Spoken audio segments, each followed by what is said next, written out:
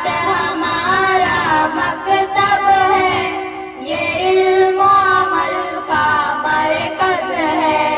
इज्तिहाद हमारा मकतब है, ये इल्म अमल का मरकज है। इस्लाम हमारा अल्हम्दुलिल्लाहि रब्बिल आलमीन वस्सलातु वस्सलामु अला सय्यिदिल अंबिया'i वल मुरसलीन व अला आलिहि वस्हबिहि अजमईन अम्मा बाद। अऊज़ु बिल्लाहि मिनश शैतानिर रजीम बिस्मिल्लाहिर रहमानिर रहीम। व बिल वालिदैनि ihsanan इम्मा यबलुगन्ना इंदकल किबार अहदहुमा औ किलाहुमा फला तकुल लहुमा उफ़्फ़िन वला तनहरहुमा। माँ की अज़मत पर कलम उठाया है, माँ की अज़मत पर कलम उठाया है, कैसा प्यारा रिश्ता रब ने बनाया है।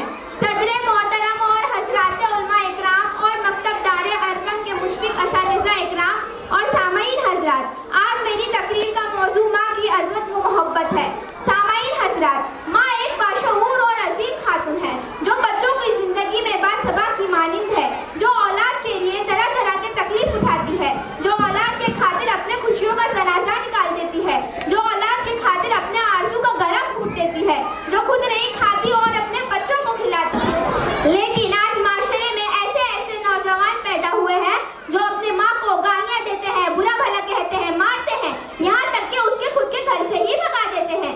शायद इन्हीं लोगों के लिए अल्लाह रब्बुल इज़्ज़त ने कुरान मजीद में पारा नंबर 5 और आयत नंबर 35 में इरशाद फरमाया, वअब्दुल्लाह वला तुश्रिकू बिही शैअन व बिल वालिदैनि ihसाना व बिज़िल कुर्बा वल यतामा वल मसाकीनी वल जारि ज़िल कुर्बा वल जारि ज़िल जंबी व बिनिस सबीली व मा मलाकत अयमानुकुम इन्नल्लाहा ला युहिब्बु मन काना मुख्तालन फखूरा। इस आयत करीमा में अहम फरीज़ा वालिदैन के साथ उसने सुलूक का हुक्म दिया।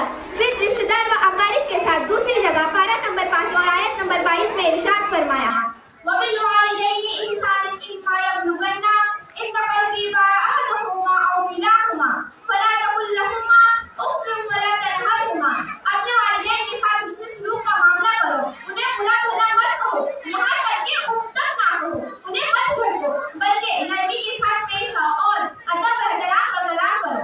ख़वातीन व हज़रात, आपके ज़हन में ये सवाल उभरेगा कि आखिर ऐसा क्यों करें, वो भी तो इंसान है, मगर इतनी ताक़ीद क्यों दी जा रही है कि तुम उसे उफ़ तक ना कहो। जब ये सवाल आपके ज़हन में उभरेगा तो माँ का लुत्फ़ वगैरह आपसे सवाल करेगा कि बेटा भूल गए क्या, वो मैं ही हूँ जिसने तुम्हें अपने जिगर के खून का दूध बनाकर पिलाया, वो मैं ही हूँ जब तुम बिस्तर पर पेशाब कर दिया करता तो मैं तुझे दूसरी जानिब सुला दिया करती थी, और जब तू दूसरी जानिब में पेशाब कर दिया करता तो मैं तुझे अपने सीने में सुलाया करती थी।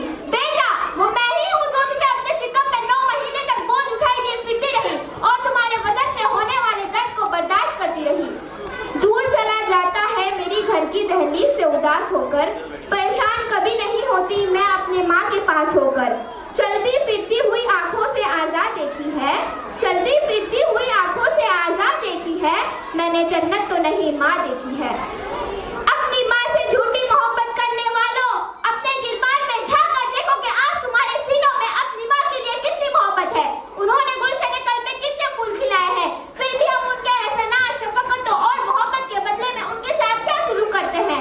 हम में से अक्सर और बेशतर लोग उनकी नाफरमानी करते हैं, उन्हें तकलीफ देते हैं, अपने वालिदैन के मोहब्बत के लगाए हुए चमन के फूलों को कदमों से मसल देते हैं। फिर भी एक माँ अपने बेटे को कभी बद्दुआ नहीं देती, अगर कुछ कहती है तो दिल से नहीं कहती, बल्कि खुदावन कुद्दूस से ही दुआ करती है कि ऐ मेरे रब, तू हमारे लाल को, तू हमारे लबते जिगर को, तू हमारे नूरे नजर को हिदायत के साथ हमेशा सुकून व राहत की जिंदगी अता फरमा। दूसरे मकाम पर इरशाद रब्बानी है जिसमें अल्लाह रब्बुल इज़्ज़त ने अपने साथ वालिदैन का भी शुक्र अदा करने का हुक्म दिया है। अनिश्कुल्ली वली वालिदैन, मेरा और अपने वालिदैन का भी शुक्र अदा करो। दूसरी जगह इरशाद खुदाबंदी है, वक़ज़ा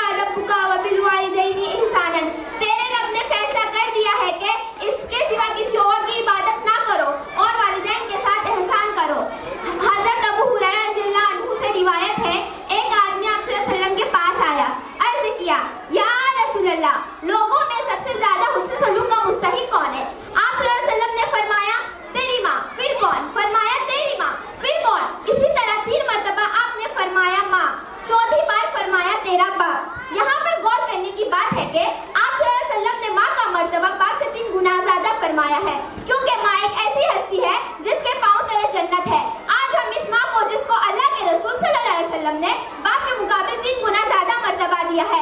इसको गालियां देते हैं और मार पीट कर घर से भगा देते हैं। ए नाफरमान औलाद, लानत हो तुम पर कि तुमने माँ को उसके खुद के घर से भगा दिया। मैं एक वाकया सुनाकर अपनी बात मुकम्मल करना चाहती हूँ। वाकया ये है कि हजरत उमर फारूक रज़ियल्लाहु अन्हु को एक शख्स के बारे में पता चलता है कि वो अपनी माँ को बुरा भला और गालियां देता है। आपने हुक्म दिया कि पानी से भरा मशकीज़ा यानी मटका लाया जाए। फिर वो मशकीज़ा उसके पेट पर खूब जोर से बनवा दी और उससे कहा कि उसे इस मशकीज़े के साथ चलना फिरना है और उसी के साथ खाना पीना है और सोना जागना भी है। एक दिन गुजरा तो वो शख्स गिड़गिड़ाता हुआ हाजिर हुआ कि इसको माफ कर दिया जाए कि वो आइंदा ऐसी हरकत नहीं करेगा। आप रज़ियल्लाहु अन्हु ने पानी आधा कर दिया, मशकीज़े को बदस्तूर उसी के पेट पर ही रहने दिया। मजीद एक दिन के बाद वो शख्स अपनी माँ को भी सिफारिशी बनाकर ले आया कि उसको माफ कर दिया जाए। वो 2 दिन से ना तो ठीक से खा सका है ना तो सो सका है। आप रज़ियल्लाहु अन्हु ने उसकी माँ की तरफ इशारा करके फरमाया कि उन्होंने तुझे पेट के बाहर नहीं बल्कि पेट के अंदर ही इतने वजन के साथ 9 महीने उठा कर रखा। ना तो वो ठीक से खा सकती थी ना तो सो सकती थी। फिर तू उन्हें मौत जैसी तकलीफ देकर पैदा हुआ और 2 साल तक इनका दूध पीता रहा और जब अपने पैरों पर खड़ा हुआ तो इनका शुक्र अदा करने के बजाय उन्हें गालियां देता है। अगर आइंदा ऐसी शिकायत आई तो तुझे निशाने इबरत बना दूंगा। इस वाकया से हमें इबरत लेना चाहिए और अपने माँ बाप की कदर करना चाहिए। अल्लाह ताला हमें माँ की कदर करने की तौफीक अता फरमाए, आमीन।